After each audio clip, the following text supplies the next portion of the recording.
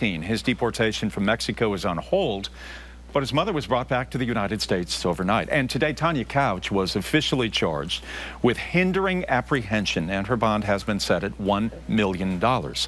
If convicted, Tanya, the mother, could face up to 10 years in jail. Meanwhile, Ethan Couch was moved from an immigration facility in Guadalajara to Mexico City. Earlier, his newly retained Mexican attorneys have filed paperwork to block his deportation.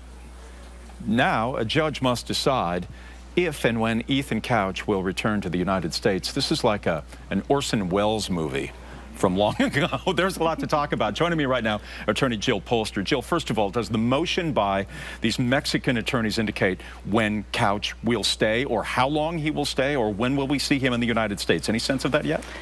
From what I'm hearing, the judges have 3 days to make a decision, but then when you read more about it, they say generally it could take 2 weeks to several months to resolve the issue of whether or not it violates his rights to be deported from Mexico. This whole story is so bizarre, this affluenza thing. It's captured the attention of everyone. It's like something out of the National Enquirer.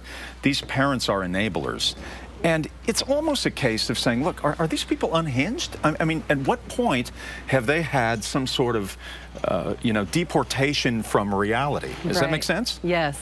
You don't know where the mental health issue really began. There's some information that when the parents divorced in 2006, some mental health and addiction issues related to the mother were brought to light.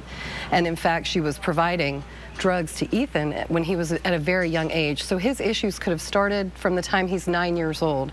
So there's definitely some mental health issues in this family. I'm not sure affluenza is what it is. But the judge, didn't hold him accountable for these deaths that incurred when he was drunk behind a wheel. And seemingly he has been able to skip, hop, and jump away from the authorities ever since. And now going down to Mexico, you wonder what was the long-term plan there? Did they believe that they could circumvent justice indefinitely? If they wanted to circumvent justice indefinitely, they should have gone to a country that it's not so easy to be extradited from. I mean, there are neighbors to the south. I'm not sure what their long-term plan was. This is a young man who has avoided consequences his whole life. That is just not part of what went on in the Couch family. It's funny, there was a story off of our sister station out of Dallas, WXIA. It said that Ethan was in a strip club and they didn't have enough money to pay, so the bouncers took him back to his mother in Guadalajara, and she apparently paid for all of it. So the beat goes on. Even as he reaches his late teens, he's still being enabled by his mother.